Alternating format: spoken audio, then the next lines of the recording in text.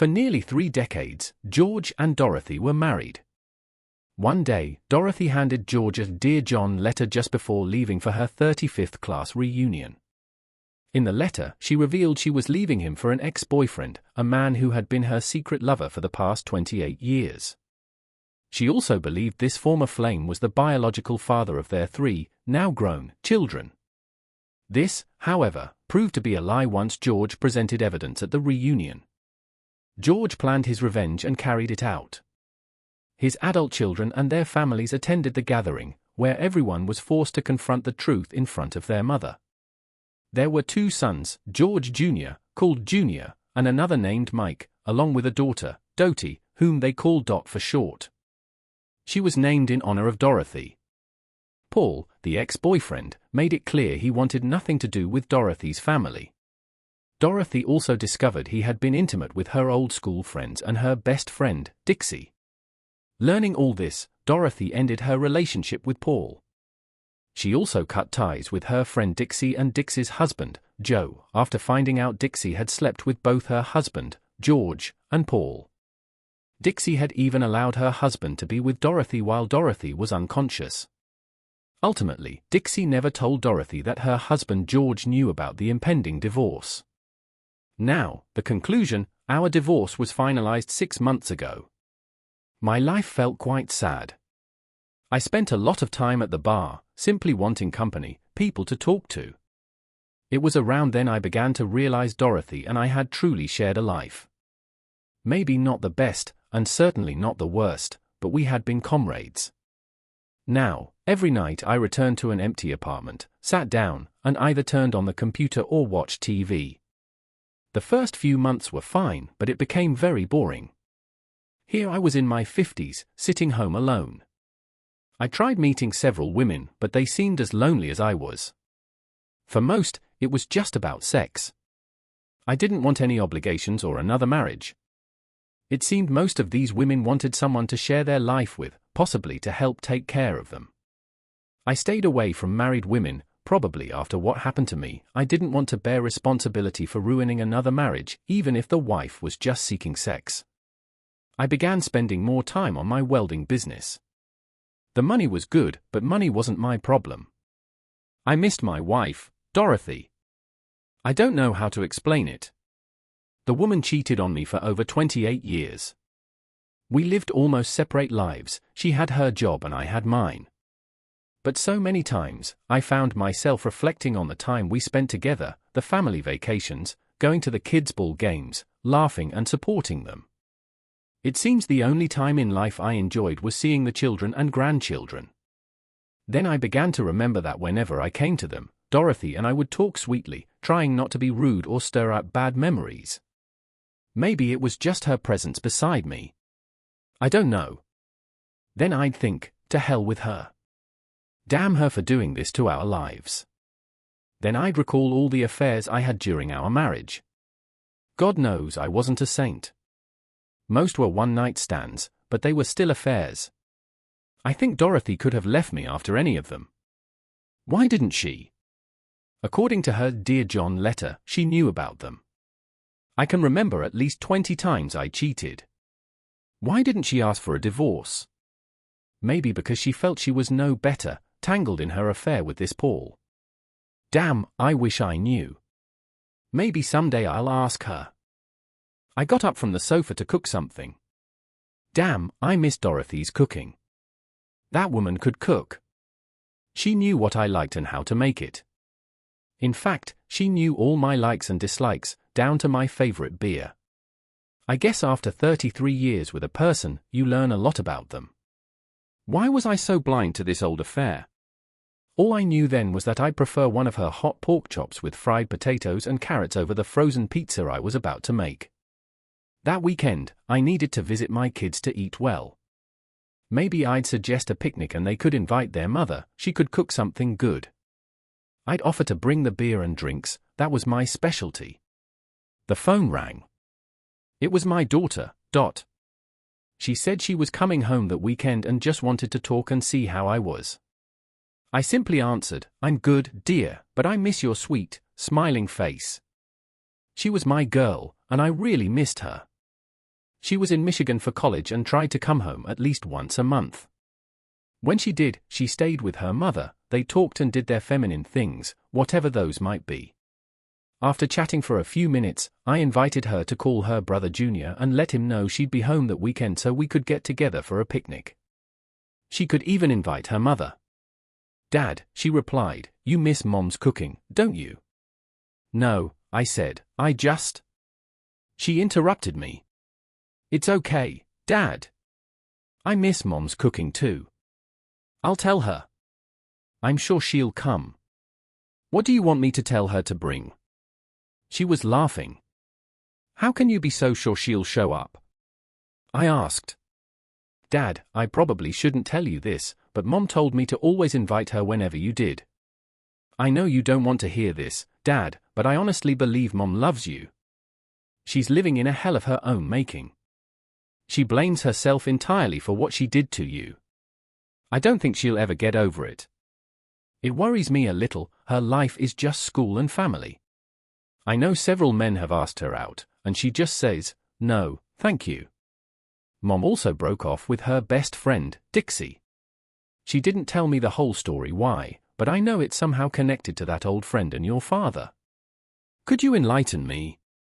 She laughed. "Anyway, Dad, what do you want Mom to cook? How about hot pork chops?" I said. Dot interrupted me again. "Dad, it's a picnic. No hot pork chops at a picnic."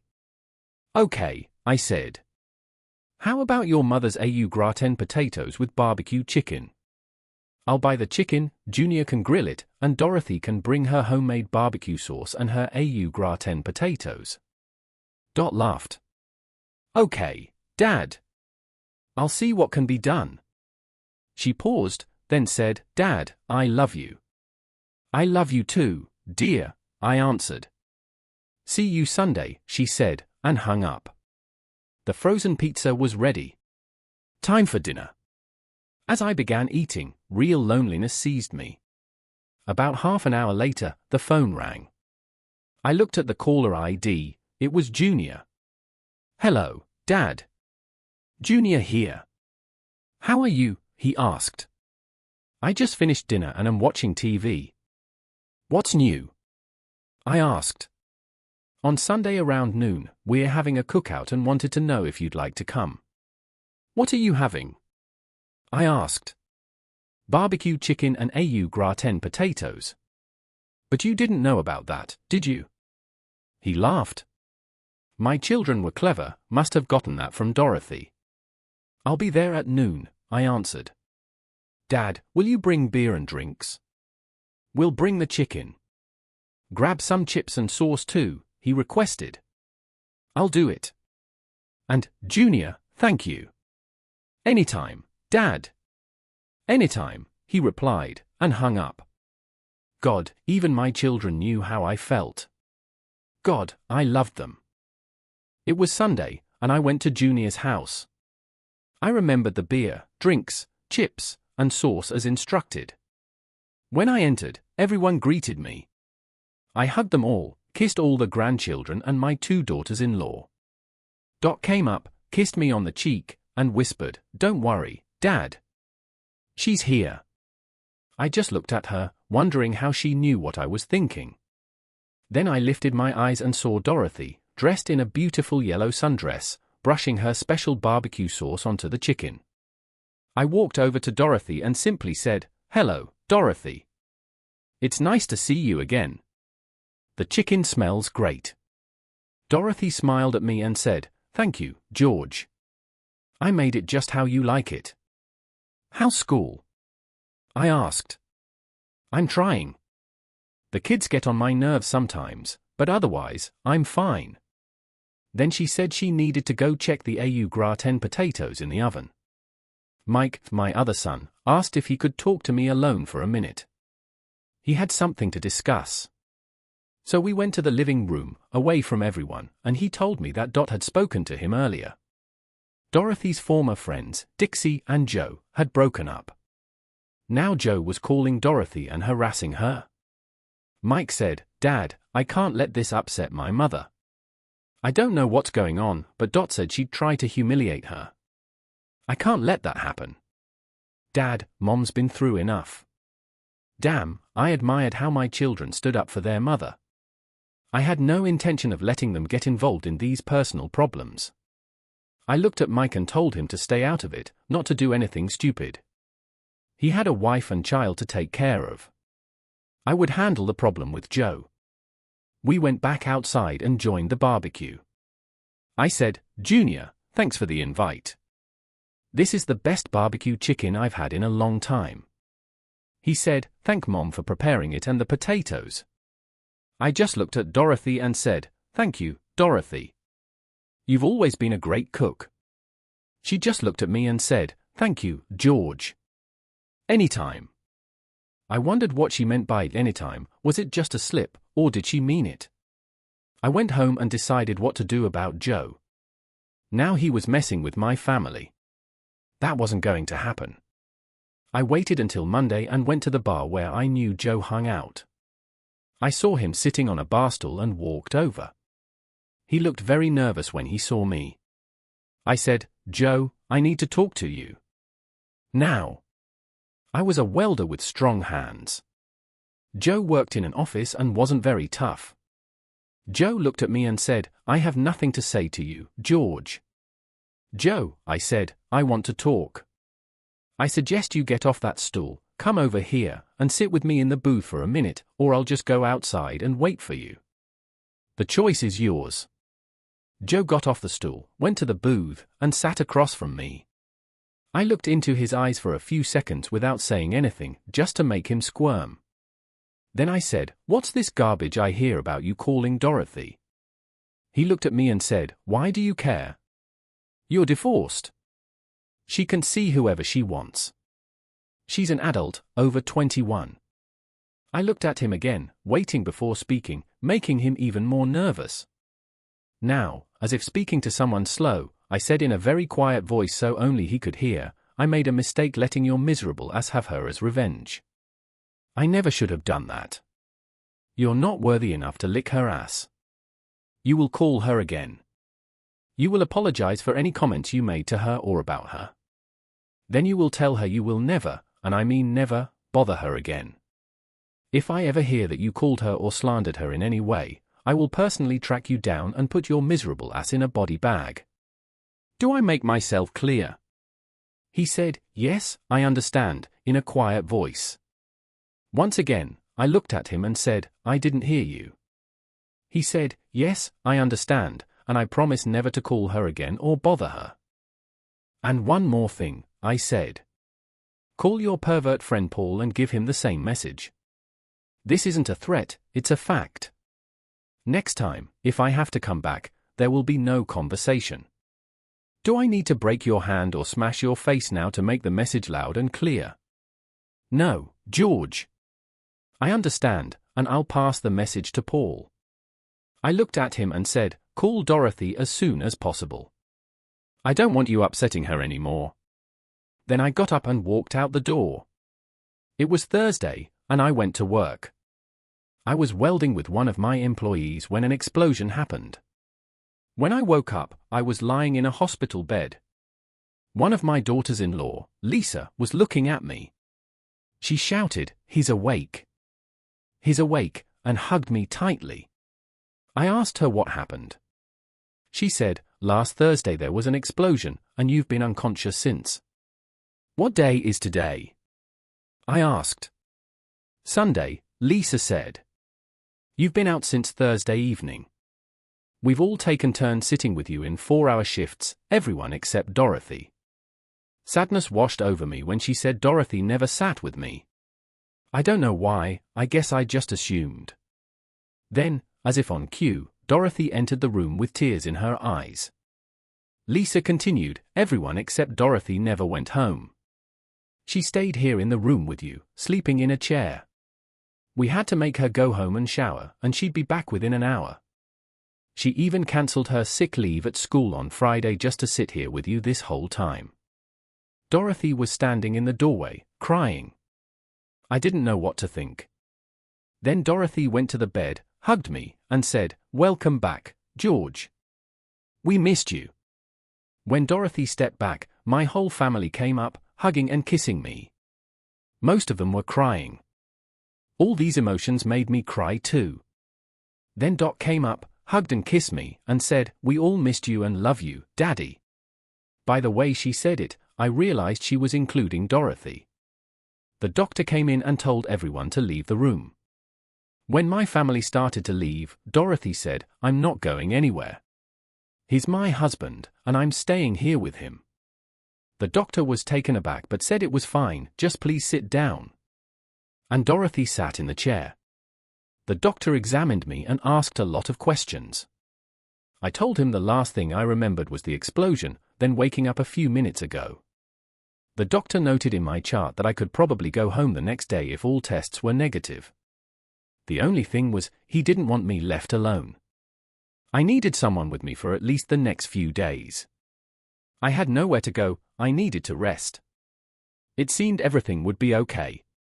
He said I had a concussion, but as far as he could tell, there was no internal bleeding. He said I was very lucky, God gave me a second chance at life.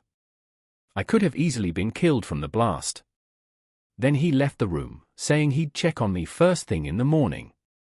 My family returned, and Dorothy explained everything to them. They asked, "Who's going to stay with Dad? We can't leave him alone." Dorothy looked at me, then at the children, and said, "I'll take your dad home with me for a few days until he's better. He needs someone to look after him. I'll call the school and take a week of personal time." I explained the incident to the school and got the time off without a problem. I looked at Dorothy and said, "Wait a minute. Don't I get a vote in this?" My whole family looked at me and said in unison, "No." I just said, "Okay." Dorothy went out to talk to the nurses, and I asked Junior about my business and Benny, my assistant at work. He said, "Ben is fine, he was clear of the accident." He called 911. "When Mom found out you were here, she took over your office and organized work for the weekend. She asked Ben to call her on Monday and make sure everyone has a job. She just took control, Dad. She said after 33 years of working with you, she knew enough about the business to see the work gets done. I know she hurt you badly, Dad, but she's a great mother and a damn good woman. I can't tell you what to do, but she really loves you, Dad. We all know it, but we'll watch whatever you do." When my family left, the nurses came and gave me medicine. My head was pounding. I fell asleep. I woke up early the next morning and saw Dorothy sitting in the chair, watching me. She saw me open my eyes and asked if I was okay. I asked her why she hadn't gone home with the rest. She simply replied, "We're going home tomorrow, George," and I nodded off again. The next morning, Mike and Junior were there to help me gather my clothes, flowers, and cards I'd received. Dorothy was checking me out, she got all the instructions from the doctor about what to do for the next couple of days. My boys helped me into Dorothy's apartment. I realized I'd never been there. She had a lot of our old furniture, my favorite chair and sofa. My son settled me into the chair and propped up my legs. They said they'd see me later and left. Dorothy came in and asked if I was hungry. I told her I could eat a sandwich and maybe have a cup of coffee. She went to the kitchen while I rested. A few minutes later, she came in with a ham and cheese sandwich I really liked, Swiss cheese, tomatoes, ham on toasted rye bread. She remembered my favorite sandwich. Also, a cup of hot coffee that tasted just right. She put the tray in front of me, turned on the TV to my favorite sports news channel, and left the room. Damn, I missed her. Really. It seemed just her presence in the house made everything better. What the hell was I going to do? I honestly didn't know. After eating, I must have dozed off. I remember dreaming, at least I thought I was dreaming, about the last time Dorothy and I talked. I remember Dorothy saying, "I've been thinking about all our 33 years. I can't say there was love, and I can't say there wasn't. We had a marriage. We had sex. We had a family, and in our family, we both really loved our children. They knew it and kept it in the family. We did a good job raising them. Maybe there really was love between us, but for a long time, we just didn't work on it like we should have. Maybe if we had shown our feelings for each other like we did for our children, it could have been different. I know it's too late for us, but the way you treated me last month. I think I've started to believe that writing that letter might have been a mistake. I honestly believe I was falling in love with you." She cried and said, "Isn't that a joke?" Then she wiped tears from her eyes. Then I remember the doctor saying I had a concussion, but, as far as he could tell, no internal bleeding. He said I was very lucky, God gave me a second chance at life. I could have easily been killed from the blast. I woke up, and Dorothy was taking my empty tray and cup. She sat down and looked at me. "George, are you feeling okay?" Dorothy asked. "George, I want to thank you for what you did for me." "What did I do?" I asked. "Joe called and apologized for bothering me. I know you talked to him. I don't know who told you, but for me it was a huge relief. He said he'd never bother me again." "That's not all, George. Paul called me and said almost the same thing.